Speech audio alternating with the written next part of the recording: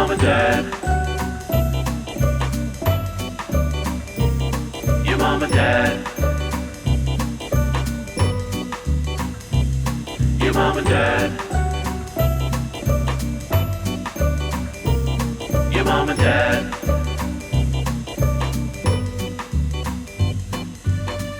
Well, welcome home, family. It's your mother and your father. And today, we will sit by the fire together and hear your terrifying ghost stories. And we won't be able to sleep at night anymore after hearing these horrifying stories. What character is this? I don't know. I just pictured myself like a cauldron. This was in the room, though. I did find this. This is a lantern. That is so bright. Hella bright, but it's very like, what are you doing here, child? You shouldn't be in the woods at this hour. Did you take that out of my emergency kit? I think so. It's so bright. It also looks like it. You can't just raid my emergency kit. We all know, we get emergency kits and, anyway, this is more important. And also, doesn't it look like it holds the key to the universe? Like, put it away. It does look like something from Put it away. This here holds the key. It looks like something from Guardians of the Galaxy. Yeah, it's like, put it away. It's very, very bright. It's so bright. It's making like, my eyes whoa. worse. Yeah, now I see like the imprint. I see so many things. Anyway. Oh, family. We are here today to get spooky because it is spooky season. And I'm pretty sure, far be it from us to not have a spooky episode. I do think last year, I might be wrong, but I feel like perhaps we skipped a spooky episode last year. And I remember it feeling wrong in my bones. And I'm like, we must It's always have... good to follow the bones. You have to follow the bones. The bones must be followed. You have to follow the bones. And my bones said to do a spooky episode. So today, we are going to be listening to all of your very spooky, scary ghost stories. Right. And then the second half of this episode, we're going to be listening to your getting ghosted stories. Ghost Which and one getting is ghosted. scarier, to be stood up or to be haunted? I think it depends. I mean, I think most people would say getting ghosted is scarier. I mean, it might be a 50-50, depending on what type of haunting you're experiencing. Somebody getting like full blown, you're falling in love with somebody and then whoosh. The Conjuring or getting, losing the love of your life to a ghosting situation. I don't know. I think it might be 50-50. I agree. It might be 50-50. But very good on you, babe, because it's very creative to kind of ghosted. I mean, I just got to hand it to you. Thank you. I'm sure it's been done before. It's never been done. It doesn't feel that It doesn't original. matter if it's been done. You did it. Thank you. Thank you so much. Evan, guess what, though? Before we dive into listening to our family's spooky stories, I got you a gift. Is that what that thing is? What is that? I saw that next to us and I was like, what is that thing? I got you a gift and I found it appropriate during this episode to give it to you. Okay. So I'm going to have you open it on camera. Okay. Is it a gift or is it a curse? I feel like... Here you go. Okay. Go ahead and open that. Because I love you so much. I've purchased you a present. No. The answer is no. The answer is no. Everyone, check this out. This is a Ouija board, okay? I have refused to entertain this my entire life. Listen, it's terrifying. I want no part of this. I will not open this. I will not use this. I want this out of this house immediately, to be honest with you. And this is not really a joke. Like, I understand that you kind of think it's funny. But like, here's my thoughts on this. It's still sealed. It's sealed in plastic. We're getting rid of this. If anybody wants this, we will send it to you. If anybody wants this, we will send it to you free of charge. So listen, here's the tea.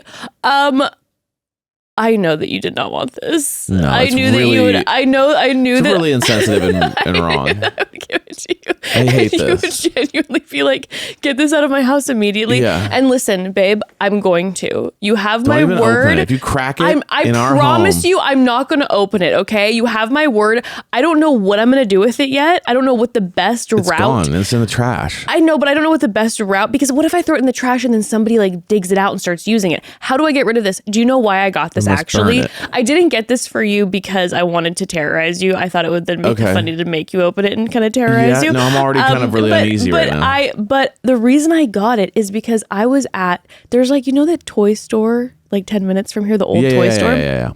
Ember and I were at this toy store, and I look around a corner, and in one little tiny corner, one Ouija board game. One. In a toy store. Yeah. In a toy store. Have you ever seen Jumanji? Yeah, but this is not Jumanji. Yeah, but it's the same concept. It's like, there it is, waiting, calling to you, going dun, dun, dun, dun, dun, dun, dun. Yeah, that's Ouija board is. A toy store. Children play with this, but I don't like that at all. Yeah. So there was one left, which, by the way, very spooking me out at this kind of old toy store. One Ouija So you were board. like, I have an idea. In a Let's dark bring corner. it home. No, I thought I need to save some children from getting haunted. So I purchased it to remove it from the temptation of young hands who will potentially get haunted. So I thought, I'm going to purchase this and then I'm going to deal with it as I must. And I will torture Evan on the way. So I thought then I'd maybe It's torture like you for a were moment. on the road, you took a little detour called Evantown, ruined But trust my me, day. listen, I am not leaving this in our house, because trust and believe, you all know of our haunted home. And I think the last thing we need in our haunted home is a Ouija board to make any hauntings worse. Now, Where are these made? Yeah, in I a don't know. castle in Transylvania? Like, who makes these things? Do they curse each one?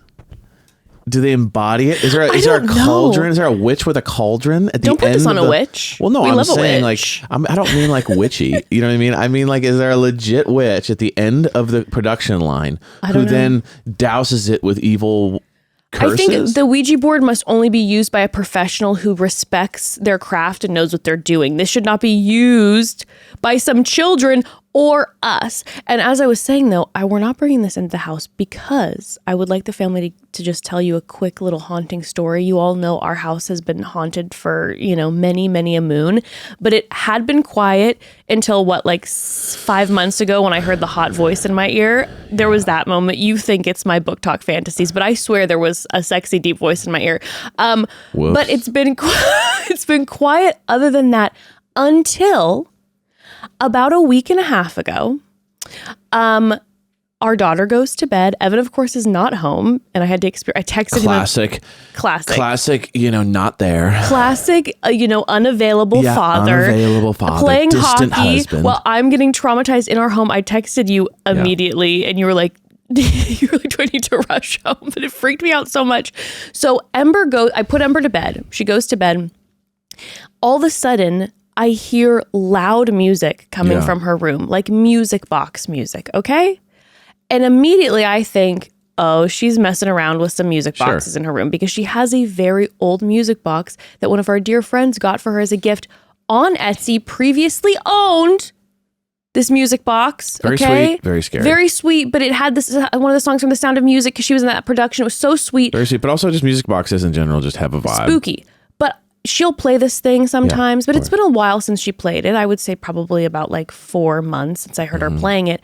But sometimes after I put Ember to bed, she, she's fiddling around in her room. She's playing some music. She's, winding down. I assume she was playing her music box. It was late. It had been a while since I put her to bed. So I go to open her door to be like, Ember, it's time to go to sleep now, sweetie. As I'm opening the door, she opens the door first, okay?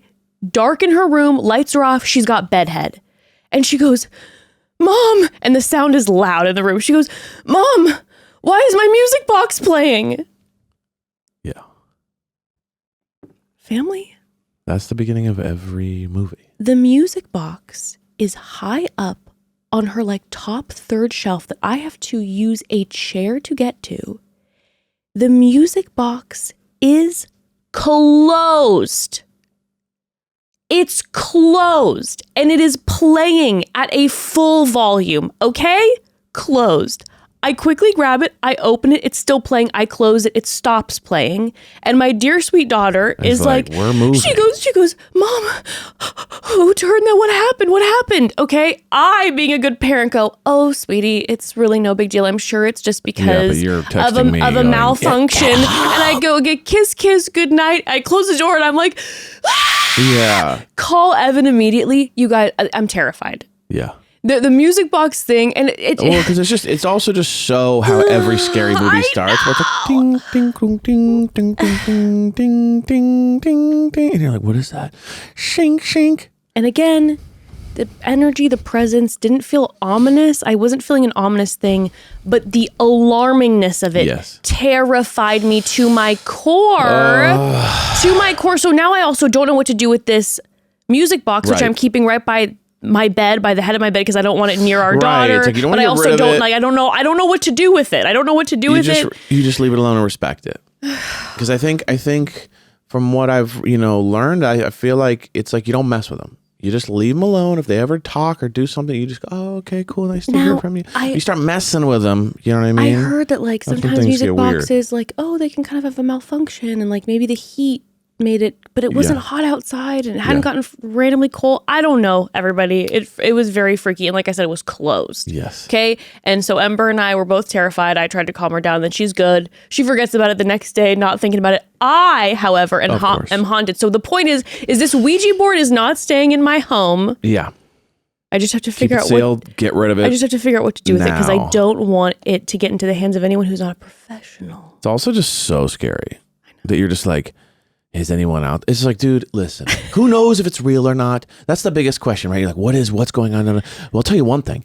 If it is real, leave it the fuck alone. We're going to talk about it. We're going to talk about ghosts. We're going to hear from you about ghosts. And I also kind of had like some questions about like what you believe. I don't know. Okay, I just have some questions. Let's get into this. But family, let's take I'm going to remove this off my lap quickly. Go away, Ouija board. Family, with all due respect, please go away. Let's take a quick pause before we dive in, though.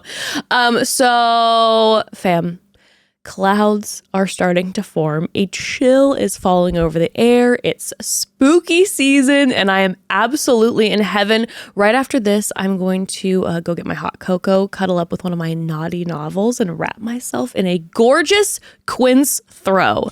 Cooler days call for layers that last, and quince is my go-to for quality essentials that feel cozy, look refined, and also won't blow your budget. It's absolutely incredible. As soon as that first crisp morning hits, I am immediately reaching for my fall staples, my sweaters, coats, denim, and listen, they're all from Quince. Their pieces look like designer level, but they cost a fraction of the price, and the quality, honestly, just as good, if not better. I'm telling you, I have this Mongolian cashmere sweater that feels like I should have paid triple for it, and it still looks brand new, even after so many wears. I'm telling you, the Quince pieces are amazing. Yes. I love them, and I give them as gifts. They're amazing. Yeah, they're incredible. Seriously, so impressive. We're talking $50 Mongolian cashmere, premium denim that fits like a dream, and that luxe outerwear that you'll wear year after year, baby. What I love most is that everything from Quince is about smart, timeless quality, because they partner directly with top-tier ethical factories and cut out the middlemen.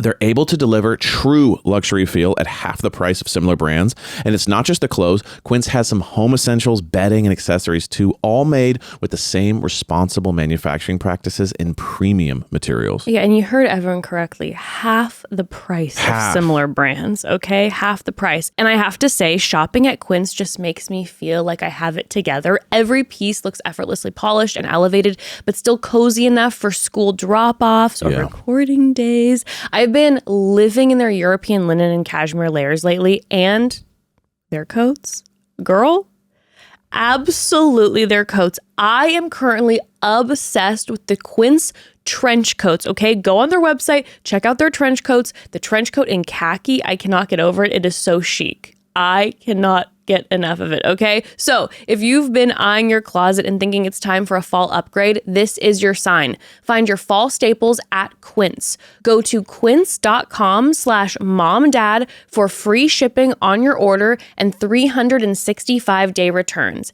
Now available in Canada too, okay? That's QUINCE.com/momdad to get free shipping and 365-day returns. Quince.com/momdad. Okay, family, let us get into some of your spooky ghost stories. I'm very excited. All right, let's You ready? do this thing. I am. Okay, I am. let's freaking go, ghosts.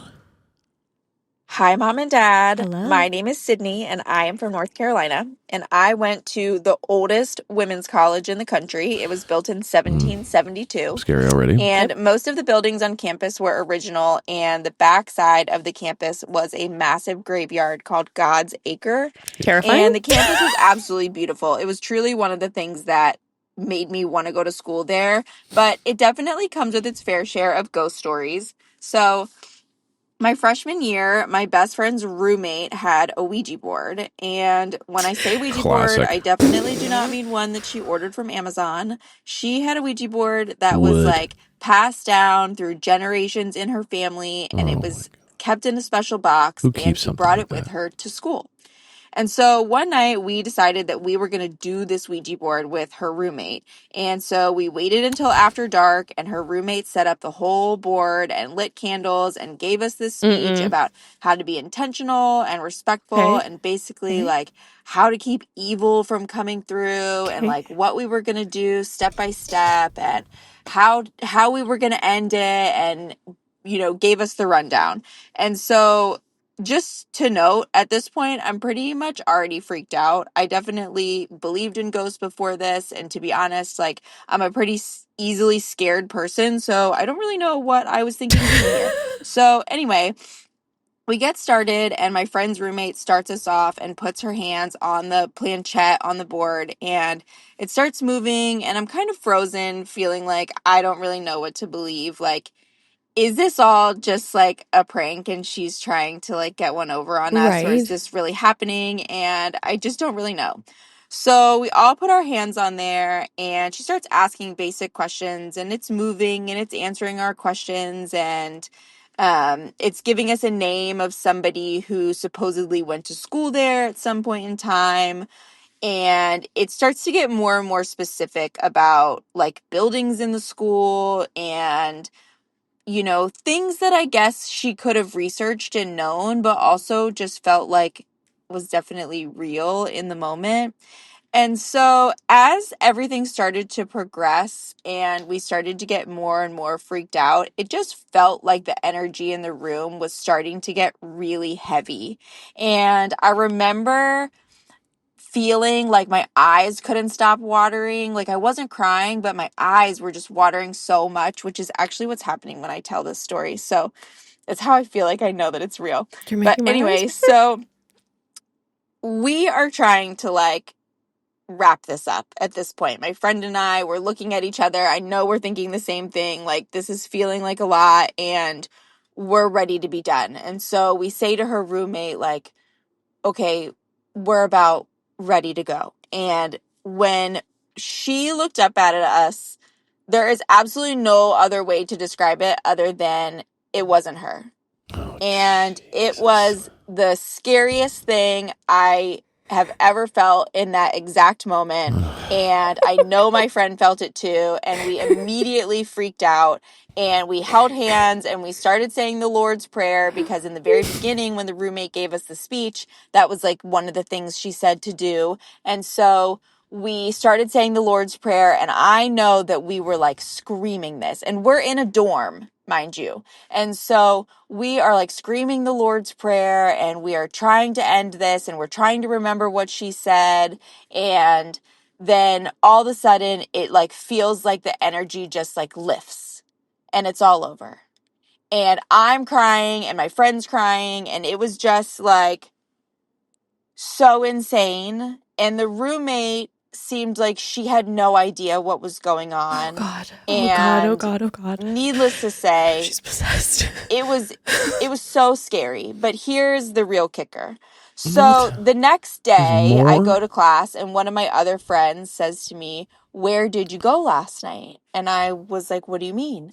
And she says, "I came to your room and I knocked on the door and you didn't answer, and I opened the door and your lights were off." Shut up. And I was like, "When did you Shut come to up. my room?" And she says, "It was probably like 10 o'clock. And I know for hard fact that we were in that room doing that Ouija board with my friend's roommate in my room at that time." No, you weren't. So You went to when she another You came were to in our hell. room and my room and she opened the door, she didn't see anybody there. How crazy is that? Anyway, long story short, that was still a long story, but I moved rooms. I moved out of that room. Good for I you. made them switch me. I Good for never you. went back to it. I moved out of that whole building. I truly don't even know how I ended up graduating from there. I still think about that story to this day. I can't tell it without my eyes watering and getting chills all over my body. I feel like it changed me as a person. I am being really long-winded, so I don't know if you can play this whole thing, but all of those details were important. So anyway, happy Halloween. Sydney, I need you to know that you were transported to like the 7th dimension of hell. That's why your friend opened the door and there's no... Evan? You Here's the opened the door and there's nobody First of all, there. you brought a Ouija in the board dark. to our house. So just for starters, Really already, sorry. I feel this is really why bad. I say it. It's Don't sealed. ever fuck with these Listen, things. it's sealed and it was from a toy store and it doesn't look like something's passed down by Second of all, generations. I'm not going to open it. I think this is a this is one of those stories that perfectly illustrates what I'm talking about, which is this. If a person says to you, before we do this, if shit goes wrong, say the Lord's Prayer. Yeah. Okay. So what you're saying is, Yeah. is that this God, right? The Lord's Prayer God, whatever one you assign to that, right? Probably the Christian God. Whatever. If you're saying that's real, Yeah. then what you're saying is you're invoking the power of that God to combat whatever this is, which means Satan. it is not in line with that. Does that make sense? Like Yeah. it's like the devil and God or whatever. Yeah. It's not like, so then when people say like, oh, it's a friendly ghost or it's just a ghost or whatever, it's like, well, then why do I have Why to do I need to invoke? the Christian God Yeah. to get rid of it? You know what I'm saying? Well, because that's the thing. I think most people who believe in ghosts do believe that there are also demonic powers. Okay, then she said also something else that's very poignant. We got to have good intentionality so that we don't bring anything else in. That's some Stranger Things shit. It's like opening up the vortex and a demon might come out. The Demogorgon. It's like, yeah, okay, so why?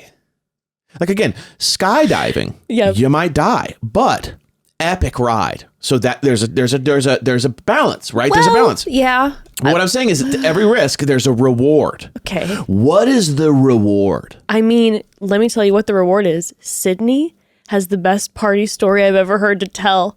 What a tale you Okay. told, Sydney. Yeah, you know what I mean? I guess if the story the story is I survived. The roommate might have gotten possessed in the process. Yeah, don't be friends with her anymore because you don't know what's gonna one day she'll When Sydney said, You know what I mean? Sydney said it just wasn't her.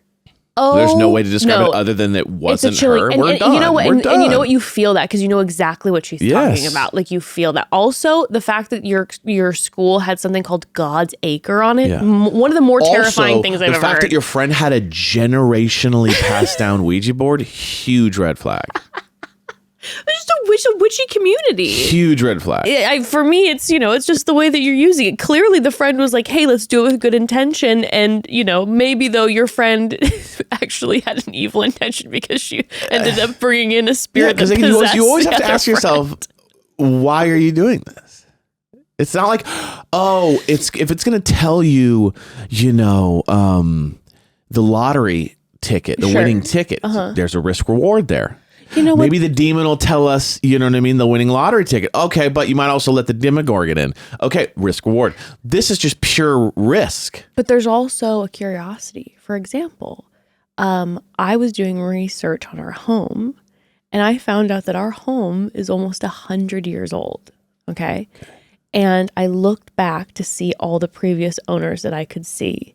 And the farthest it goes back is to the early 70s. After that, there's no public record that I can find of a previous owner. Why are you telling me If this? you remember the story that I told on I think Chatty Broads years ago, where some older man came up and dropped an old photo outside of our house that said like 1941. Okay. And it was a picture of the day that it snowed here or yes, something. and the picture was a little creepy, but he looked like a sweet old man. But then I swear to God, I told you he disappeared. He was at that door and then poof, he was gone. And that man was walking slowly up. I don't know how fast he went. Well, I'll tell you what, okay? I got to know. Mama's got to know. And I can't find a public records. So I did contact the local library because you can ask if there's like any sort of like reports on the address to find previous owners and like the historical society. So I contacted them last night. So I'm hoping They're waiting to hear. To find, this is psycho. Why are you doing any of this? Again, leave it be. I'm such a leave it be guy.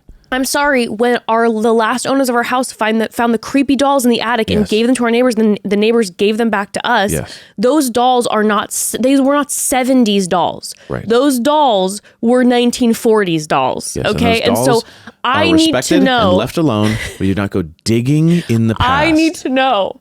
That's what I'm saying. It's a curiosity factor. Anywho, thank you, Sydney. Right. I'm glad that you ended up moving. Also, glad I just want to say slay on boundaries, queen, and putting your foot down and saying I'm moving rooms and I'm not in that building anymore. I very much respect that. We're so proud of you for putting up demonic boundaries. I really am. I just, I would have a hard time. Demons need sometimes I have a hard boundaries time speaking up for myself, so I just say slay. Okay. Friends, we need boundaries with friends, boundaries with family, and boundaries with demogorgons. Okay. Welcome to our boundary talk. Play the next one. Sometimes you need to tell demons, hey, you are taking up way too much of my personal space. I need me time. Sometimes I need self-care, and this demon is getting in my way. Sometimes you need to ghost the ghost. Okay, next. Hi, Mom and Dad. My name is Jordan, and I am a longtime listener, big fan. I actually have quite a few scary experiences to share. So when I was in middle school going into high school, I had about 15 girls sleep over at my house for a birthday party. At this birthday party, we played a Ouija board. Yeah, classic and the bullshit. light as a feather, stiff as a board. Okay, so maybe my Ouija board was a bad idea. I don't know who put these ideas in our head or let us play them at this time, but regardless, it was spooky to play, but nothing significant happened. Okay. If anything, some of the girls were moving the board, trying to play tricks, but it was really dumb in the moment. Okay. That night, we are all sleeping in sleeping bags in the living room, which has big glass doors into the backyard. Randomly, both myself and a friend woke up, kind of made eye contact, and then saw that through the window there was a little boy with both of his hands on the glass looking in. We both didn't even know what to do and went under our covers and just tried to go back to sleep until morning and act like nothing happened. Well, we get up that next day and we're talking about it, and we notice that there are actually hand smudge marks on the glass right where the little boy's hands were. We were all much taller than this. I don't have any younger siblings, cousins, nothing of the sorts that would explain it. So that was the beginning of a lot of little events. So I'm not going to go into all of them just for sake of time, but I will go into the craziest, which was when another sleepover following this, me and my best friend played the same Ouija board in my closet. She did it again. Like Smart. weird kids do. Yeah, I have no smart. clue what I was thinking. I would never do that now. However, this board No wonder seemed what- to yeah. genuinely be working and leading us to think we were communicating with my friend's uncle that had passed away. Oh, shit.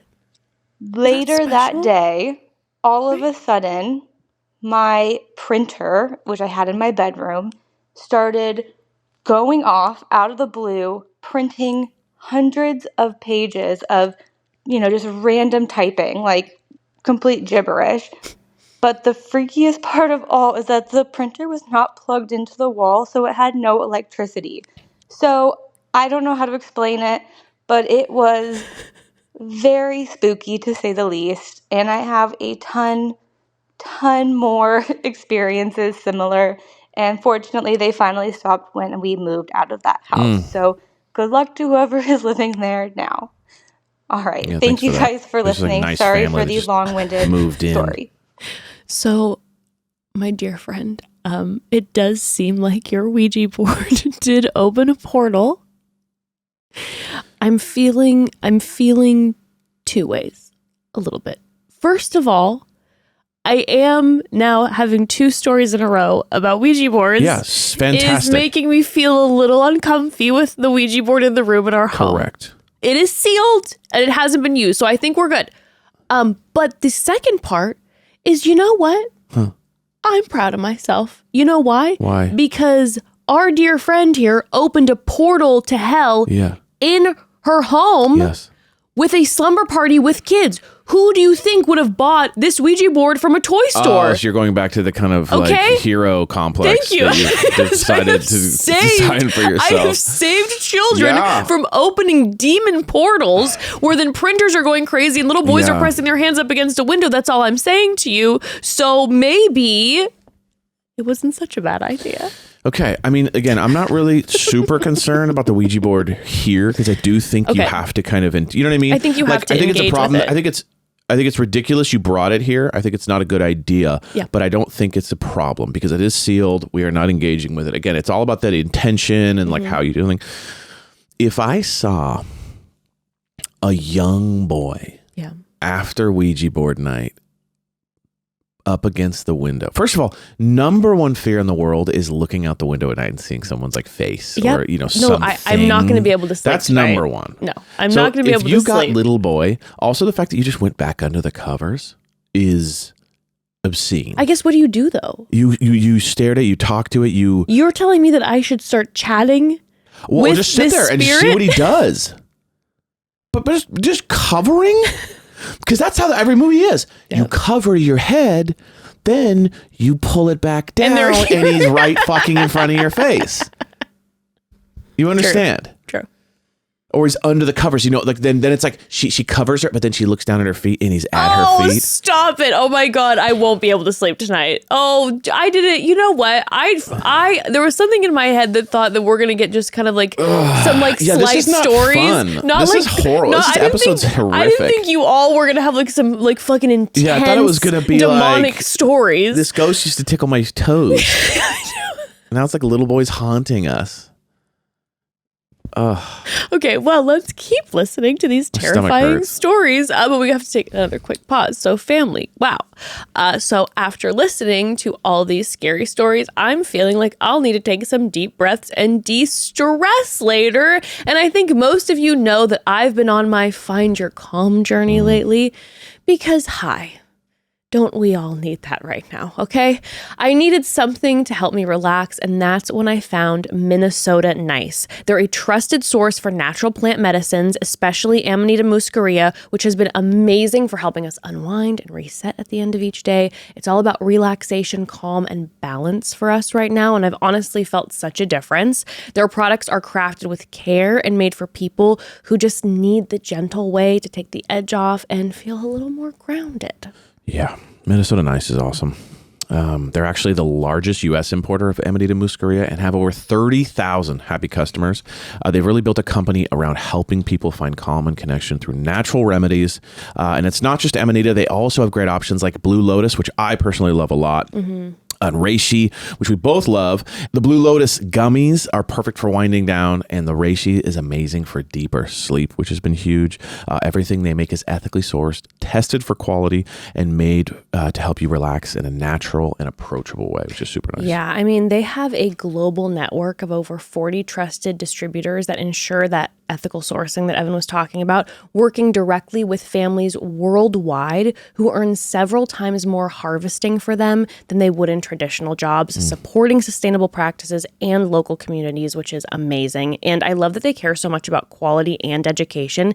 They make it easy to learn about what you're taking, how to use it, and what might be the best fit for you. Everything from their sourcing to their packaging just feels really thoughtful and intentional.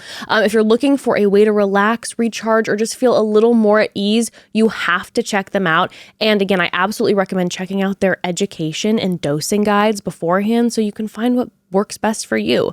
Minnesota Nice wants to help you find your calm. Go to www.mnniceethno.com/mom-and-dad and use code MOM-AND-DAD22 for 22% off your first order. That's www.mnniceethno.com/mom-and-dad, code MOM-AND-DAD22. Much love. All right, let us continue our journey into the abyss. Here we go. Hi, Mom and Dad. Hi. I'm calling you with a paranormal ghost story that's also a dating ghosting story. Kind of tied together. So We've seen the movie. I was dating this guy. He was a SoundCloud rapper. I'm not proud of it. What can I say? But he was also very spiritual, and he believed that. I love Oh God, I'm making myself laugh. No, this is real. No, so he believed that he could rap demons out of himself and out of people and basically exorcise demons out via rap. And he believed that he could be possessed by the spirit of rap. And Spirit of rap. ultimately, come to find out he also is some kind of shaman. So this is interesting. Classic. Right? So Classic. he tells me that he can rap out demons, and I believe him, and I just go along with it. Of course. And then one day he's rapping out demons. One day he's while rapping out demons? driving. While driving. And he pulls the car over and he throws it on the side of the road, right? He's Jesus. exorcising these demons out. So this guy's really interesting to me. Like, I'm intrigued. I want to keep him around. We'd only been seeing each other like maybe a few weeks at this point, and what can I say? I was desperate. I was curious. I was 19. Yeah. So he starts to slowly kind of ghost me, though, and I'm wondering, like, why? Like, I mean, how much better can it be than a girl that's down for these delusions? But clearly, I don't know. So anyway, I'm kind of looking for any reason to reach out to him. And actually, while I was at my apartment, I was taking a shower, and all of a sudden, I smell smoke. I jump out of the shower, I run into my kitchen, and I see that somehow from the cabinet above the oven, spice had, like a pepper or something, had fallen out, hit the burner on my stove, and somehow the pepper bounced in to a pot, an empty pot, and started cooking itself. Oh, that's some So demon I'm dinner. convinced, like, now something's coming to get me, because Pepper's that how demon dinner. the hell did that happen? The ghost of pop So music. this is happens, and coming. I'm like, I've got to tell SoundCloud about this. He will like come over to exorcise these Let's demons see.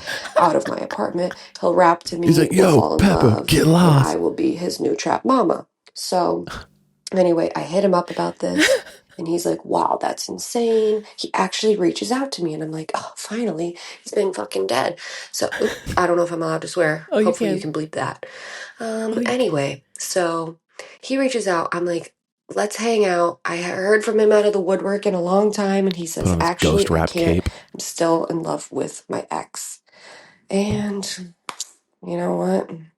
She couldn't have asked for more from him, so he did his best.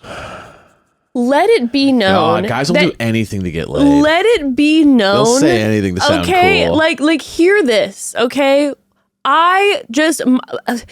I'm sorry, I love you, but like men, are you fucking kidding me? We'll do anything to sound cool. Men, I mean, are you for real? I wish I could be with you, but I'm too busy exercising my rap demon. There is a man out there. I'm a demon in the sack too, FYI. There's a man out there who's a SoundCloud rapper who says that he exorcises demons from himself through and is possessed by the spirit of rap music, and this amazing individual is dealing with him, and then he lets her know, oh yeah, by the way, I'm still in love with my ex.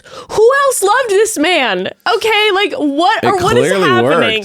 I'm gonna start doing that. I'm gonna start exercising demons through rap to get you all into it. My favorite thing is that he's exorcising the demons out of himself and like puking on the side of the road. Like, listen, no, that's called being hungover, my guy. Yeah, I don't know what that is. That's too much Bacardi. That's his ayahuasca he took this morning. That is not the demons from rapping. Gosh, also, you got a lot of demons. If you're vomiting. It's like, bro, you're constantly, listen, babes. If demons are coming out of you in the form of vomit, that's some fucking, what do you call that? That's exorcist shit. That's what I'm saying. So he's taking demons away from people, but then he's constantly being possessed by demons. Well, I don't know. Did she say to exorcise them? He was doing it to other people a lot? Or it sounds like it's more his issue. I think, but it's a both situation. But like the fact that he's also included, that he's constantly getting possessed and he's exorcising himself is insane. It's like he's a doctor, but his only patient is himself. I mean, he's a shaman, a one-person cult, me. I'm just very happy for you, babes, because honestly, like, what if he would have sent one of these demons your way and possessed you and then been like, oh yeah, so sorry, I'm busy with my ex who I'm in love with and I don't have time to exorcise the demons out of you that I made inhabit your body. So I'm just saying, time to we're come glad. Get little demon. Yeah, little demon. Little demon. All little right. exorcist. That's insane. Should we move on? Oh, I don't think I've laughed that hard in a long time. My Thank gosh, you. That is such a good, just kind of like young person story where it's like, I met this guy. That's everything. Like, honestly, you're an icon. Thank you for that story. I needed that good belly laugh. Insane. All right, let's hear the next. God. Hi, Mom and Dad. Hello. Long-time listener, first-time caller. I love listening to your D&D episodes and your recaps. I'm not even watching this season of The Golden Bachelor, but I still tune in every week, and thank you for keeping me company on a lot of my lunch breaks. Thank you. So I've had both a friend ghosting recently with my friend of 8 years who just stopped talking to me. But honestly, my ghost story is way more interesting. So I meant to call in about this when Jess talked about her ghost run-in with the ghost with the hot voice. So I'm happy to be sharing this with you guys today. So this was probably when I was around 12 or 13 years old. I was going to sleep in my childhood home and I was like kind of almost asleep, but not quite. And just as I was getting into my REM sleep, I heard a man with a deep voice whisper into my ear saying goodnight in like a weird, like smirky tone. So reflecting on it like 16 years later, he had a hot voice. Like, I'm not going to lie. This is one of my Book Talk Girly community members, okay? Is that the next day I went to my Nana's house, and my Nana and I were really close, like Jess and her Nana were. And so I'm talking about this to her, and she said, oh, really? I had a man with a deep voice whisper in my ear last night. And like, she didn't live in the same neighborhood as me. She lived a few towns over. So it wasn't even like that was in the realm of possibility that we were in the same house and the same paranormal voice was talking to both of us, but I guess it did. But for her, it was a man, like kind of with a smirky, deep, hot voice whispering in her ear to go into her kitchen. So that was the last I ever heard of this man. That's scary. Now, in my later years, he is welcome back to talk to me some more. And Jess, please give us the book talk episode we're all asking for. I would love your book talk takes.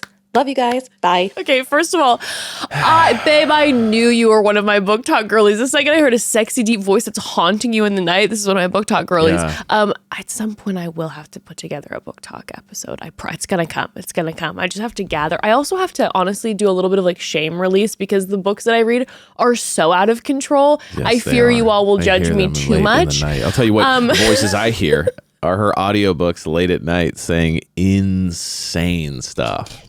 That's what I hear. So there's that. That's what I'm haunted by. But okay, I will tell you the fact that it's familial was making it a little scary to me. I'm not gonna lie to you. Like I love the fact that we're celebrating this deep, sexy, smirky voice. Yeah. But like the fact that it happened to your nana, like your grandmother also experienced it. It was a family thing. It wasn't like one of your friends also had it.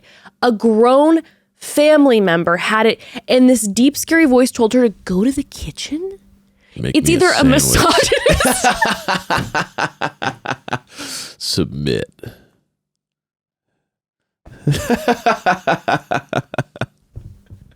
It's either a misogynist That's what that was. demon ghost, or I don't know. I think that's kind of it. No, it's not that. It's the make me, I'm hungry. No. Don't say it again. Dude. I'm just saying That's like saying last night a supermodel visited me in my dreams. It was a demon or whatever. It's like, no, dude, y'all were just.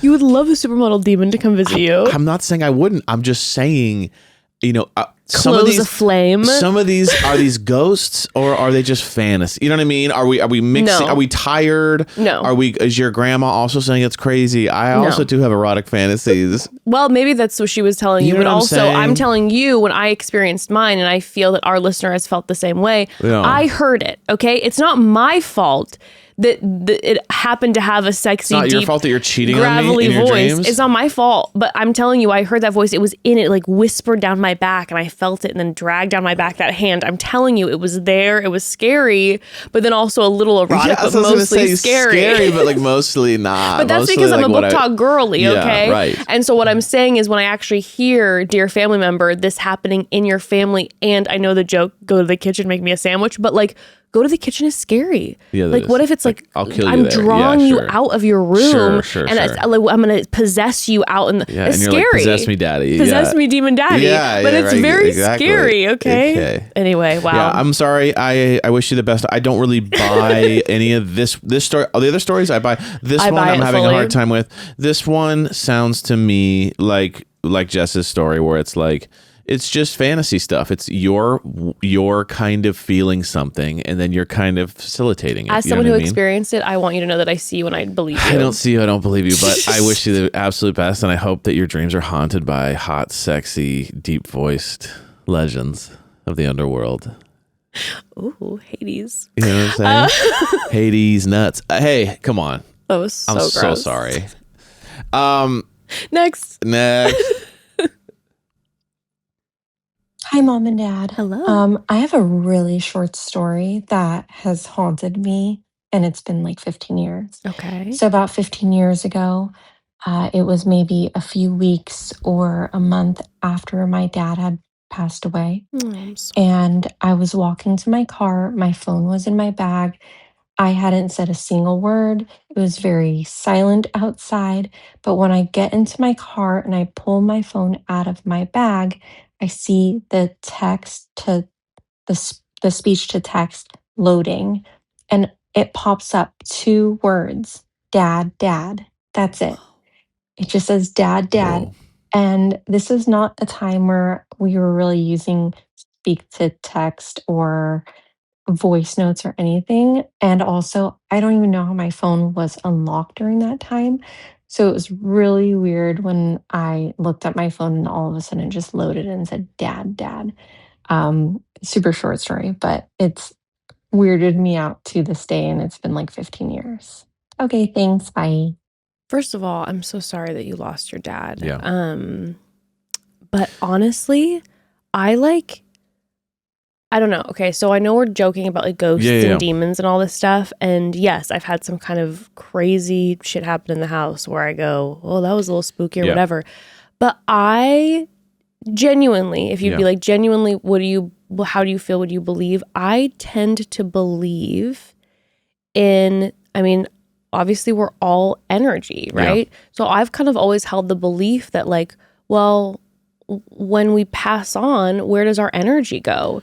And maybe it goes into the area around us. Maybe it goes and is directed towards the people around us. Maybe it stays in a home. Maybe it stays, it connects with the trees and the ground and like whatever else is made of energy, because everything else is energy around us. It sticks to that. And so I wonder often with like, the idea of like quote unquote ghosts, and so many people who have these like really incredible experiences after they lose a loved one. I will always remember when Evan and I stayed in my Nana's house after she passed away, and you and I were sitting in the living room, and it was like we started to talk about her and we were missing her and we started to cry, and it was literally like we felt a wind. Both of us looked at each other and you smelt her perfume. Yeah. And it was like, and you and I both looked at each other and we were like, what? Right. And it was like she was in the room, and Ember stayed that night with us too. And Ember said, she's like, I heard Nana talking, like, and Ember, she was younger. She wasn't having, I don't know. It was like, Ember was like, there was a spirit, there was an energy, and it's like, yeah, it was her home. Yeah. And I believe that maybe her energy, some of her energy is there and still is with us as her loved ones. Yeah. And so I wonder with this talk to text, it's like, maybe, they say that children are more likely to hear spirits and things, and or animals hear things, and it's like, well, maybe it's because they're listening and less distracted than we are, right? We're very distracted by all of our busyness and our thoughts, but children and animals, it's just more like the purity. And you wonder, maybe your dad was right next to you and he was saying like, it's me, it's your dad, it's your dad. And this phone picked up his voice saying, it's your dad. Yeah. I mean, I don't know. I like to think of that for you, that it was just your dad next to you, like letting you know that he's right there with you. I don't know. I think so too. I mean, we talk about like, well, it's like when they do ghost hunting even, right? They always use like frequencies and radios and things like that to tap in. So if there is like another dimension, cell phone would make sense. Yeah. You know what I mean? Totally. So I love that idea. I love that idea that there was a moment there too, like that he reached out. And I think that when someone passes too, you're more like tuned in, you're more aware of things. Versus when you're not in that state, you would write off anything. You know what I mean? Unless it's blaringly insane. I think your grief kind of like makes you a little bit more present. And so when things do happen, you're like, maybe that could be a situation. But that's actually crazy. I think that's really special. And really cool. And I don't know, I fully believe that was your dad letting you know that he's there. Yeah. And that he's not going anywhere. And I'm telling you, like, I don't know. Yeah. I'm no scientist, and I know they don't know things, but it just, I don't know, it just makes sense to me. Again, if we're all energy, like where would our energy go? Yeah. And there's parts of us and our spirit that continue to be around. There's some different planes going on too. I don't know. Crossing over. Who knows? I don't know, baby. But I know. Thank you for sharing that. Yeah. That's really special. That is special. I think maybe we should move on to the ghosted stories. Getting ghosted. Ooh. Let's talk about getting ghosted. A different version of creepy. Getting ghosted. But first, let's take another quick pause. So, family, let's be honest. The last few weeks have been chaos between school stuff and work and getting haunted and the golden curse and trying to figure out what's for dinner. I swear I've opened the fridge and just stared into the void, but thankfully that stress can be massively reduced because we have Hungry Root. Planning meals really can be simple and stress-free. Imagine having your week of meals already decided for you with personalized options that fit your lifestyle. That is what makes Hungry Root such a game changer in our house. It's like having, I swear, it's like having your own personal nutritionist who actually listens to you, okay? They take the stress out of mealtime by planning a full week of meals tailored to your taste, and it gets smarter with every order, so it just gets better and better. There are over 15,000 recipes to choose from each week, many ready in just 15 minutes or less, which I love to hear. So finding everything everyone loves, even the picky ones. That's me. I'm the picky one in our family. They make it easy, okay? Yeah, and that's what's wild is how personal it gets too. After you take a quick quiz, their smart cart technology builds a weekly menu that fits your needs, like having a meal planner who just gets it. Whether you're gluten-free, dairy-free, high protein, or focused on gut health, Hungry Root helps you stay on track. The personalization is insane. Yeah. Every week, the recommendations actually get smarter based on what you've liked before, and you can feel really, really good about what you're eating. Hungry Root holds its ingredients to a super high standard. They avoid over 200 additives like high fructose corn syrup, preservatives, and artificial sweeteners. Everything is made with hormone and antibiotic-free meats and seafood, organic produce, and non-GMO choices. It's genuinely good food. It's genuinely good food, and it genuinely tastes so good. Yeah. And honestly, like, that's been the biggest thing for me, not just how easy it is, but how much better we've been eating. I've been trying to specifically stick to an anti-inflammatory focus because of some health issues, and Hungry Root totally took the guesswork out of it for me, which was huge. I felt really overwhelmed. I'm like, I don't know where to start with anti-inflammatory foods. I don't know a lot about it. Hungry Root like set me up and has taken care of it for me, and it's such a gift. And because it's so thoughtfully planned, we're wasting less food and avoiding those like last minute takeout nights. Last night we had their creamy cashew Alfredo pasta ready in 10 minutes, first of all, and it was absolutely delicious. It was so good. Our kiddo was like, can I have seconds, please? I mean, Hunger has completely changed how we do weeknight dinners, and I am very grateful. Take advantage of this exclusive offer. For a limited time, get 40% off your first box, plus get a free item in every box for life.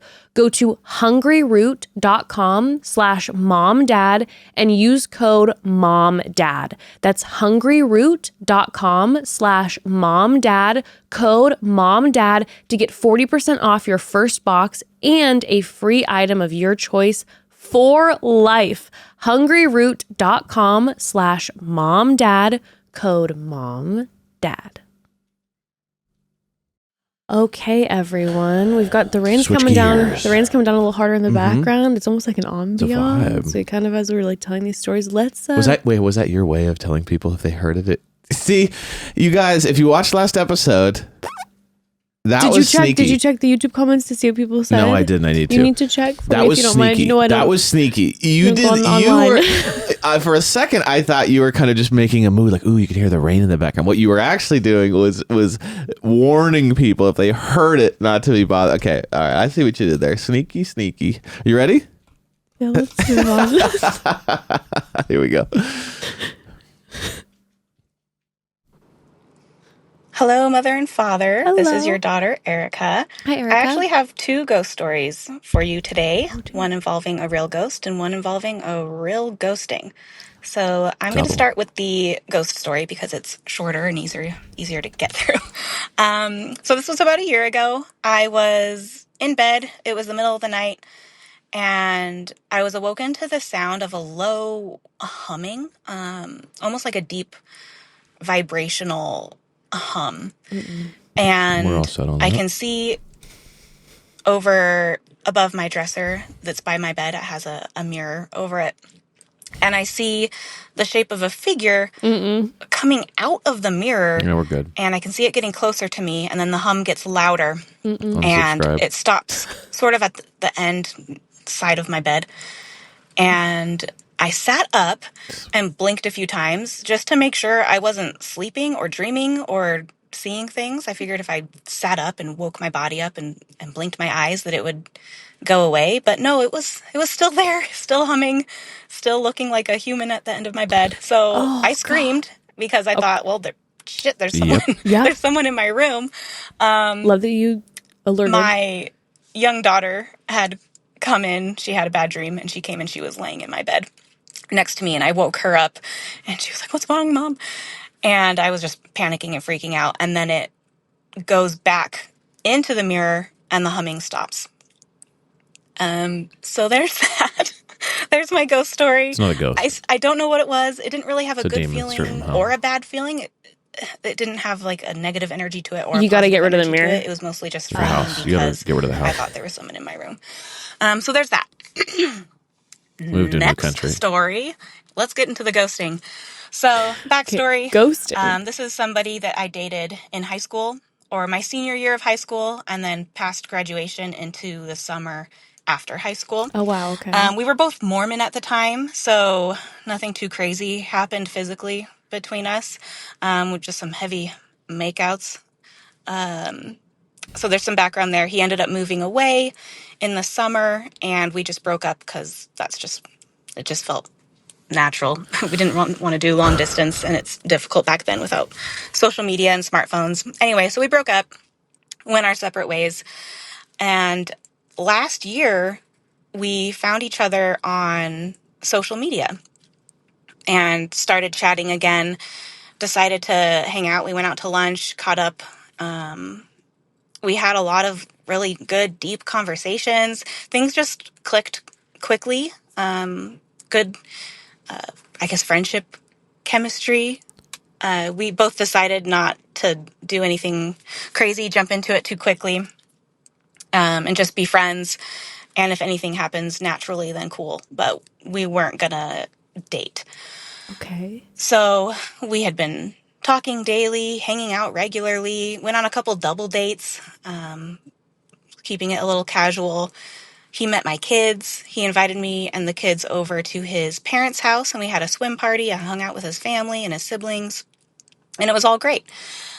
We also did a day trip to Sedona, which was really fun. And again, just felt really good, felt really natural. He had told me in a conversation that he loved me, back when we were dating, even though he never said it back then. He told me that he did feel that, and that feeling never really went away. Oh.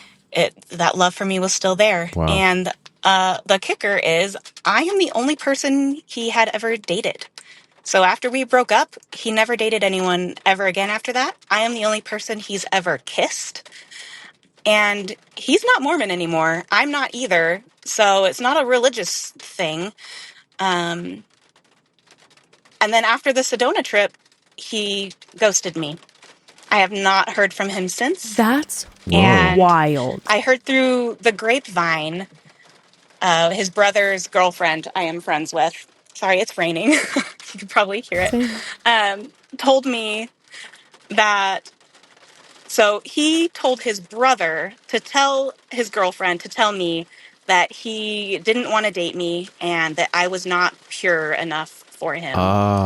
And yeah, so that's what happened. A good friend just disappeared without a trace, and I had to hear the news from a friend. Excuse me? Pure. Interesting. Pure enough. Okay, she also said that this guy's not a Mormon anymore, right? So I'm getting like maybe non-religion. Pure enough? What the fuck is that supposed to mean? I am livid. Okay, listen. I mean, he's not Mormon, but he's Mormon, clearly. Like, maybe he was trying to tell you he's not Mormon to kind of like sound cool or be cool or something like that. But then the reality is, like, that's such a super religious thing to say, right? Like, that's pure. Like, or he's got in maybe the eyes of the Lord. You know what? Right? Maybe he exactly. Maybe he's no longer Mormon, but maybe he's like evangelical. I mean, the fact that he's never dated anybody else, never kissed anybody else, never that's done what I'm anything saying. else, it means he's still locked in like a super... I would imagine mindset. that maybe he switched from one conservative religion to another conservative religion because having not done anything, that's not a, whatever, that's just a choice. But then referring to purity, it's like this guy's locked in. That's a defense mechanism for a lot of guys too, which is like when they have their own shame and issues, they'll kind of do that thing where it's like, oh, like to a woman. Yeah, like, oh, you've dated too many guys or whatever. And I think it has a lot to do with the fact that they're insecure and they can't be like, oh, I don't really know what to do, or maybe I've never had sex before and I'm awkward about it, or you seem more experienced than me, so I'm afraid that I won't hit a standard or something. And instead of that, it's, well, you're just, whatever. So I just what a piece of shit that guy is. I just cannot believe, because, okay, listen, it's one thing to meet someone and go out on a couple dates and then they ghost. That's painful enough, like romantically. Then all of a sudden you're spiraling. Was it something I did? Was it something I said? Are they still into me? And then you're like, are they going to call me back? And then when this is somebody who was literally your like boyfriend for years, and then you reconnect and it's a friendship, and they meet your children and they take your children and you to things with their parents and on trips and getaways, and then you have the audacity to one day just not show up and then say, hey, brother, tell your wife to tell her I don't want anything to do with her. My gosh. Well, Josh, I mean, it's good that he's gone out of the picture and like you're safe. But I also would kind of have beef with like his brother and friend. You know what I mean? Your friend to be like, how is this not? How are you not calling him out, being like, you're a fucking loser? Like, For real. talk to her. You know what I mean? For real. But I also was gonna say red flag. Right when she said he told me he loved me and he always loved me, it's like that's giving red flag / like immature. Just I don't know. What do you mean? I don't know. It was something about when she was just like, yeah, he dated me and he was telling me he loved me and like he never got over loving me. I don't know. It's just I just could smell the like you're telling someone what you think they want to hear or what you should say. You know, does that make sense? Like he just gave me weird vibes to just show up out of nowhere and all of a sudden be like, I always loved you. It'd be one thing if he had dated a bunch of people and then said, I never stopped loving you. But to be like breaking up, never met anyone else, never dated anyone else, and then you just run into each other on social media years later and then you say, I never stopped loving you. It's like, if you weren't dating anyone, you should have been like, Evan T. You know what? Now that I'm hearing this, what it's giving, he's obsessed with you. He's followed you, like stalked you online for years. The fact that you had kids or maybe you were in a relationship with somebody else and then ended up having kids and he was mad because he was like, you're my person. It's giving creepy and vibes. then, you know, if something then happened with this individual and then, you know, you're single parenting and then he swoops in and is like, yeah, I just want to be your friend, and then like strings you along and then ghosts you and is just like, yeah, just tell her I don't think she's pure. That sounds like some like creepy fucking incel type of guy who all of a sudden like pops up out of nowhere but has been planning this for years. Like it's been part of his like plan to be like, I will get revenge. All for him. It was all make to him. Oh, I'll take care of them. Make me feel better. Oh gosh, I'm so sorry. I'm glad that guy's out of your life, but I'm so sorry that you had to experience that because yuck. That's a pretty hard ghost though. That's just a gnarly ghost. I love you with the kids and then never call again. That is a gnarly ghost. Next. Yeah, next. Oof. Nice. Spooky. Hey, Mom and Dad. Hello. It's your daughter. Longtime listener, day one of Chatty Broads, and I haven't stopped listening to y'all since. Thank you. Oh my gosh. Yeah, so my story is about being ghosted. Yeah, so I had this like best friend for a couple of years, and it was like she was my best friend. I was her best friend. Like we didn't really hang out with like anyone else. We hung out at least twice a week. Yeah, just BFFs. And so I live in Texas, and they decided to move to Austin, and you know, and I was really happy for them because, you know, Austin's like the best place in Texas. And anyways, so I like told her, okay, I'll block off my schedule, you know, like I'll, you know, cause I want to help you move and like say goodbye and like all these things. And then like the day of like moving, like I was like, okay, like, is it cool for me to come over? Like, have y'all got the truck? And just like nothing. And then like I kept, you know, texting her like, okay, like, are y'all good? And I didn't want to just like show up like unannounced. Yeah. I don't know. I just like felt weird about that. And anyways, I just like keep waiting, and night comes, and then I just didn't hear from her. And like that was that. And it was so weird because she was like my BFF, and we hung out on a weekly basis, and yeah. And so I got ghosted. But kind of. It's kind of weird. Like, so actually, I guess I don't know if this can count as a ghosted story, because like many, many months later, she like sends me like a TikTok. Whoa. And I'm just like, what the fuck? Whoa, that's like rattling. What? And yeah, basically I'm just like, oh, like what? Like how? What? I don't even remember what I said, but I was basically like, oh, okay, like hello? Why are you like why'd you ghost me? Like what is going on? And she just said that she was really like depressed, and like she just didn't know how to like deal with it. And I don't know, she didn't really like talk to me after that. So yeah, that's my story. Dang. Man, I'm so sorry. That literally just like, I felt that. well, I can hear you're like hurt. Yeah, and I feel that pain. And I just like first and foremost want to say I am so sorry. Just to have a best friend and someone that you're seeing every week, like you said, it was just you two, and then to be showing up for them and excited for their move to help, and then just to not hear, and then to add insult to injury, just to randomly receive a TikTok. It's like, where did you go? Why did we never talk about this? It's interesting that you happen to have sent this story, and I'm so sorry for your experience. But I might get emotional talking about this. I've been sitting on this thought for a while, on this concept, because I mentioned this in the last episode briefly. I was like, I'm an INFJ. I think sometimes people think I ghost. And I think over the years, I've had people who are friends or like even just acquaintances, think that I ghost. Yeah. And by the way, when I'm sharing this, I'm by no means sharing it to, number one, invalidate your experience because your experience was terrible, or make an excuse for your friend because the way that your friend behaved was not okay. I just want to like process this out loud a little bit. So in my heart, I'm not a ghoster. But I think in my brain, what's always happened is a few things. Number one, what I'm learning about myself, and it's kind of embarrassing to admit, but it is what it is. I can't handle a lot. I have a very small threshold.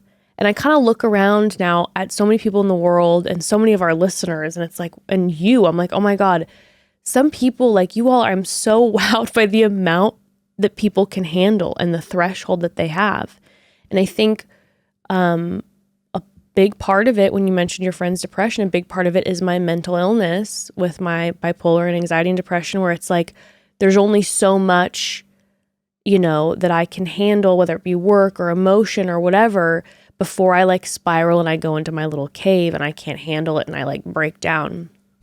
And I think what happens sometimes for me is that when I'm like in those zones, I retreat into a cave and I don't answer anybody and I'm in my hole. And obviously I have my husband and my child, so I need to be present for them. But other than that, I'm like just in my cave and just getting my work done and doing what I need to do. And sometimes I won't respond, or I'll, go dark, because there's almost this thing, and I've had to really work this out. Bear with me, I'm feeling very vulnerable right now. I've had to work out that like, I feel like I'm going to let somebody down if I'm not able to show up for them fully. So it's like if somebody texts me and, even if it's literally just like oh, this is what happened text, I'm like, there's this part of me that retreats because I'm like, I'll connect with them when I'm able to be fully present. Because something about me is I'm not meant for I'm not meant for the phone generation, for the email, for the text, for the phone. When I was young, my mom would be like, your friends are calling. And I'd be like, please tell them I can't talk. I get really overwhelmed. And so, but when I'm with you and I'm sitting across from you, like I'm there. Yeah. You fully got me. I'm in. But sometimes there's this feeling that I've had to now start to like really examine in myself where I'm like, oh my God, I have this feeling like if I can't fully show up and be 100% there, whether it be a fun conversation, whether it be a tough conversation, whatever, I'm letting them down. So I will get back to them when I am fully able to give them my everything. Sure. And then what ends up happening is then I end up disappointing people because they're like, where did you go? Yeah. And I try my best now that I've gotten older, I'm almost in my 40s and look at it's still going on. I've really tried my best to, at the start of relationships, let people know like, hey, just FYI, I'm a horrible texter. I'll go dark for like literally sometimes months at a time. And I need you to know I love you. Like, unless I tell you there's a problem, I love you and I want to be there with you, but I might go dark and I'm going in a cave. Yeah. And I think it's important. I think you're kind of like highlighting something that it's like, it's good to remember as the ghosted, that like it's not about you 99% of the time. Like it's not about the person who's being ghosted. It's about the person who is ghosting. They're going through something. And like you said, it's not an excuse, but it's like, what it can feel if you're the ghosted is that they don't care about you. They never liked you. They're trying to get away from you. You know what I mean? It's about you. When in reality, everything's about the person. Like, you know, everything's about yourself. And so clearly they're going through something. They probably felt like they couldn't handle the relationship at the time in regards to like maybe they were just overwhelmed with a bunch of stuff. And instead of being honest about it and talking to you about it, there's this avoidance. Well, it's kind of like, it's like taxes or responsibility. You can I'll just do it later. It's kind of like, it's too stressful to think about having to be honest about certain things or handle tough conversations where you're like, I just don't have it right now, or I'm struggling or whatever. And so I think it's always good to remember, like, it's usually almost 100% of the time not about you. And hearing like a story like yours, like I said, it makes me like want to start crying because I'm like, oh my God, like who have I left feeling that way in my life? Sure. You know what I mean? And it's something that, like I said, like I'm processing through. And even like when you just said, there's this feeling of like the taxes, you're putting it off. My thing has always been like, okay, when I'm feeling like revved up, then I'll text. And then all of a sudden, if another week goes by, because I got overwhelmed with something else, then there's shame. Then I'm like, oh my God, this person thinks I ditched them. And now it's shame. And then it's like, oh, and then that's even more painful instead of just being like, okay, Jessica, here's who you are. You can't handle a lot. You got a certain amount on your plate. You struggle with mental illness. When you're engaging with people, you need to communicate and say, hey, this is who I am. I might go dark for certain amounts of time. I will try my best, but I also will go dark. And I need you to know that if you shoot me a quick text and go, are you okay? Are you upset at me? And I'll just shoot you a quick text and go, no, I love you. I'll text you as soon as I'm emotionally ready.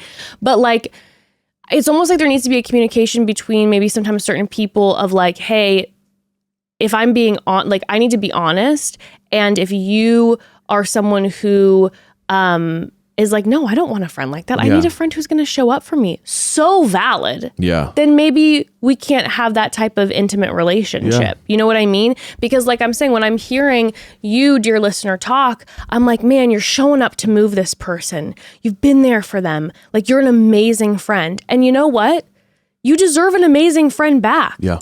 And sometimes maybe someone like me who tends to be disappeary, it's like, you know what? I then have to be able to acknowledge, like, you know what? Sometimes those like friends who are going to always show up, they deserve someone who's going to be, and maybe I have a different style of friend, but to hurt somebody like that is just brutal. And I'm just so sorry. And I know I just went on like the craziest long rant, but it's just been something that's been, I just had to get vulnerable. Yeah, it's been weighing on me a lot lately because I've just been thinking about like who I am with like that, and like, oh my, who have I hurt, and then walking away being like, man, there's so many people that I love that I feel like I've hurt because I went quiet and I didn't try to ghost, but it's all about me. It has nothing to do with you. Kind of sitting with like, okay, where's the line between where I'm being selfish and where I'm putting up boundaries, and where do I need to communicate? And I don't know. Sorry, everybody. It was just a long rant, but it helps like, maybe provide on the other side. You know, like sometimes it's not as simple as just like someone being like, I don't need you anymore in my life, or I don't give a fuck. It's more like, it's usually much more complicated than that. And like you said, you know, your friend said that they were going through depression. And again, it's not to excuse by any means that the behavior, because that is so hurtful.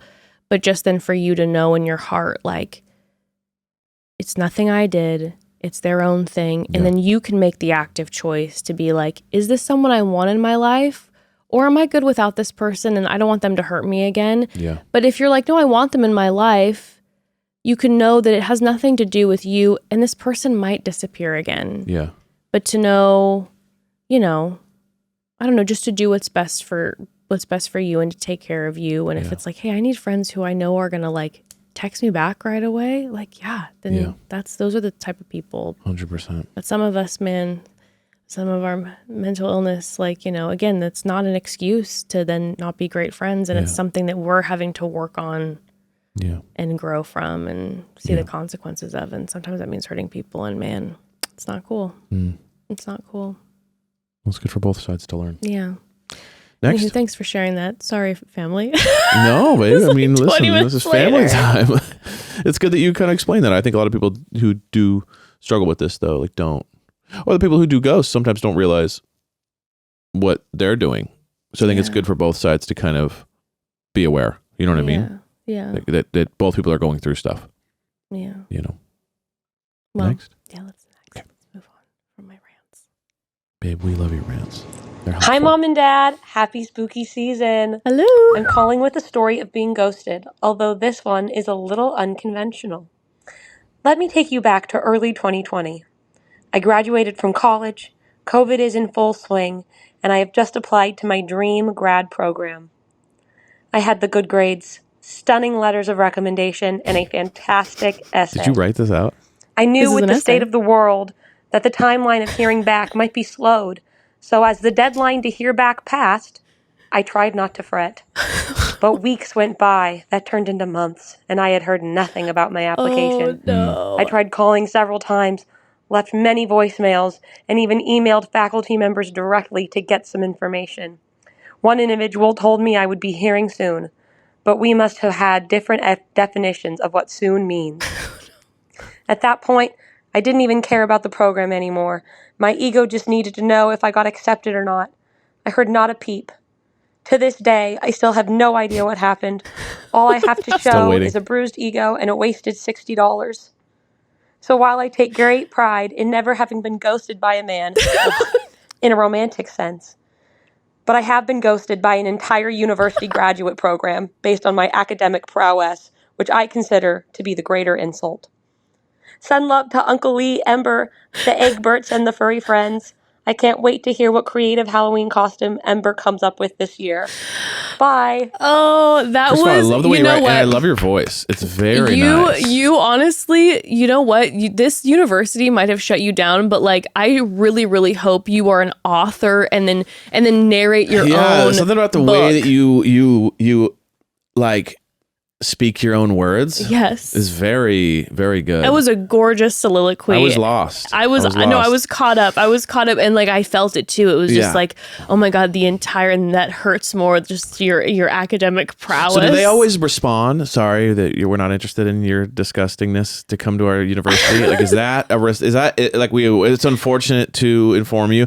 Like, do you always get a letter back? You know, I didn't apply to many colleges, unfortunately, so my experience is minimal. But from what I've seen in the movies, I only got full rides to everywhere, so I don't really know what it's like to be rejected. So no, I don't know. I don't know. I'm like, you didn't really apply to any colleges. Like a state call. I didn't go to anything cool graduate, and that's why I don't even have like a reference. From what I've seen online and also in the movies, is that they normally respond and say we're not interested. So in some ways, you have to ask yourself this question: yeah, is it worse to be rejected or ghosted? Because if you got ghosted, maybe your application got lost and you would have gone in if it wasn't for that. So is that more painful though? I don't know.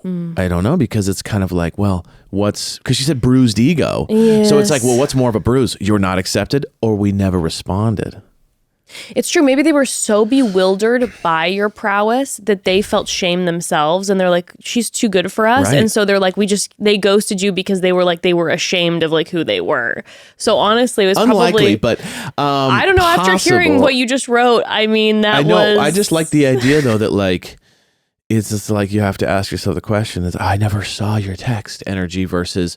Yeah, I'm not interested in you. Bye. I will say getting ghosted by things like that is brutal. What's also weird too is following up and then like never like following up multiple times and never hearing, never responding. I had Maybe the college didn't exist anymore. You didn't get the memo. I have that deeply impacted wound in my brain for when after I graduated college, I applied to many jobs and you don't hear back from them. Right. They don't have that. But you follow up and you're like, hey, especially once you've sent in your resume and then they have you do a job interview and then you're just waiting by your phone and it's like, well, it's been 6 weeks, but maybe they're just delayed a little bit, and then you busy. Don't know, and you're like, can you please just let me know if I got it or if I didn't? Literally send me a an email that just says fuck you if you don't want me. Like, I just would rather know than personally. I'd rather know than not know. Okay. I know the rejection hurts, but like just the waiting. Close the chapter. The waiting. I'm like, there's so many. She gets a letter like in 5 years, like you've been accepted. That would be everything. Do you know that I ghosted a job once? That's hot. Thank you. Yeah, that's hot. Hot to ghost a job. I'm ashamed offers. of how I can be as a friend when I go dark into my hole, but what I'm not ashamed of is that I ghosted a job. This was when I was working in more of like, I'll just say to not even hint at what this potentially was, but more of a retail setting. Yeah. More of a retail setting. And I went in and I was there for one day, and the manager was horrific. Yeah. Like the manager was the rudest, most unkind, mean individual. Like, and I felt borderline like cruel to the employees. Right. Okay. I was there for one day and I was scheduled to come in the next day and I just never showed up. I love that. And I was on the schedule. Like I had my whole month like set up for when I was going to go, and I never showed up. My phone's blowing up. I just don't even answer. And then a week later I wrote, this is so Karen-y, but a week later, I wrote a letter to corporate and said, just as a heads up, the manager at this branch is treating her employees like she was being like verbally abusive to these employees. I swear to God. And so I literally just wrote like an anonymous email and was like, this is why I didn't show back up to work, and I was there for one day, but the level to which they were exactly treating. Know who it was. Anonymously wrote your exact script of the person you were a day ago. I went on a different email that I didn't apply, but I ghosted them, and then I went out blazing, being like, and just FYI, like this person needs to be fired. Now I never know. I didn't know what ended up happening. I didn't make any friends there. It was probably the person who was horrible was checking the email. Like they no, because it was to corporate, and this was just like one of the managers, and I was just like, hey, this is not cool. What's going on? But I could never walk by that store again. Insane. I would avoid it on the mall path. That's great. That's great. I love that. That's the ultimate ghost. Yeah. Just don't show up. Don't show up for work and never go back. But and again, never respond. This is my problem. This is in my people pleasing. I've gotten a lot better again in almost my 40th year, as I'm now 37. But the people pleasing in me was just like, I'm too scared to tell them off to their face. You know, I was being some fucking troll. Well, I'll be honest with you, telling online. someone off to their face is much less impactful than just never showing up again. That haunts you, because like you just not showing up to work that day for that manager is far more detrimental than them just going like, then you just being like, you're an asshole. I hope it didn't affect any of the employees negatively. See, this is now the stuff that is haunting me. You should call him. I swear to God, 20 years later and apologize. Ghosting is way spookier, and you know why? No it's because it's a mirror to me, and I'm realizing that I got a shit ton that I got to work. And when I think about my past, I'm like, oh yuck, yikes. We're getting deep here. Oh God, change it. Change it. All right. Well, let's do one last one. One last one. Wrap it. Okay, here we go. Testing. Hi, Mom and Dad. This is your faithful daughter, AJ. Hey, AJ. Longtime listener, huge fan of the pod since the chatty broads and bros. Okay, you asked for some good ghosting stories, and I have a good story of a time when I ghosted someone, which is not common for me. But what happened was this man hit on me at the park, and I thought he was cute, and I always try to be encouraging whenever someone hits on me in person because I think it takes guts. And so, you know, we were like flirting a little bit. I give him my number. While he was talking to me, or before he was talking to me, I had been FaceTiming my mom. And so my mom heard this man approach me, and then my phone died. So my mom was freaking out. Of course. So anyways, after we exchanged numbers, I go home, charge my phone. My mom had texted me being like, what happened? Call me. I'm worried. And so I call her, let her know that I'm alive. And then when he texted me, I responded saying like, yeah, it was so nice to meet you. And then I thought it would be funny to share, like, my mom was worried that you abducted me. Haha. Because he knew I had been FaceTiming my mom. And that my phone died. But he responded saying, oh, that would have been a good idea to hunk paradise. Oh.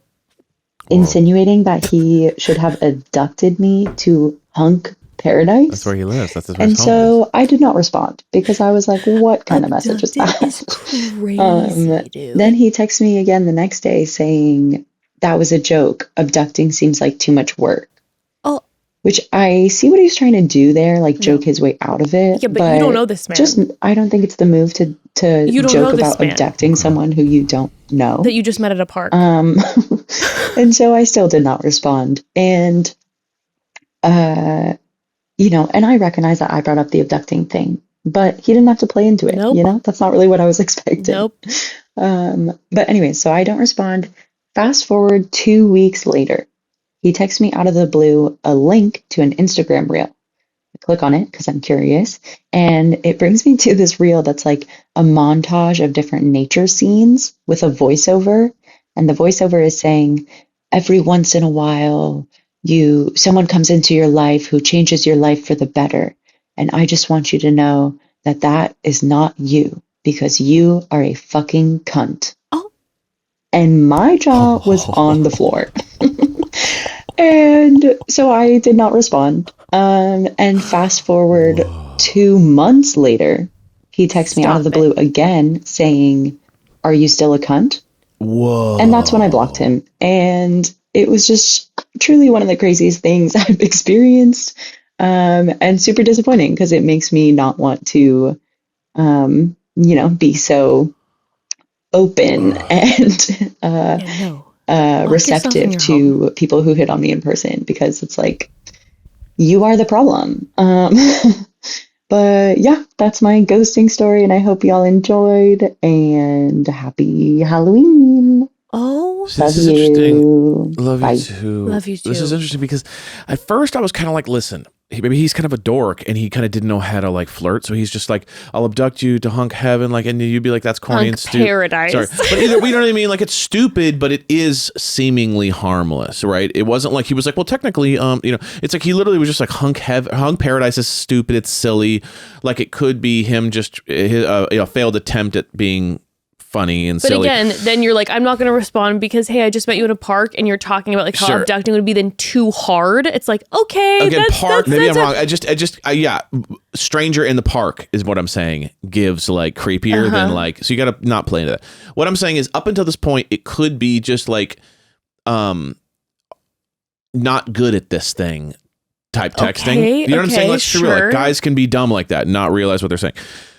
But to a month later, send him that, and then a month later again, that's giving abduction, because it's going, I'm obsessed with you. Oh, I worry for you, AJ. Like, I know you said you blocked this person, but I also like want you to get like a straight up like, please be careful and be hyper aware. Don't go to that because park like anymore, bro. Because that guy, that is absolutely terrifying. Again, I don't mean to, you know, with you being here, and I think you're absolutely wonderful and incredible, but what men, okay? This is like the extreme version of when all these women are on dating apps and the guy hits on you and then you don't respond, and then the next thing is just like, well, you're a bitch and ugly. Right. It's like, what is happening? It's like this guy is set, you know, a creepy, abducting would be too hard, and then 2 weeks later, and then so my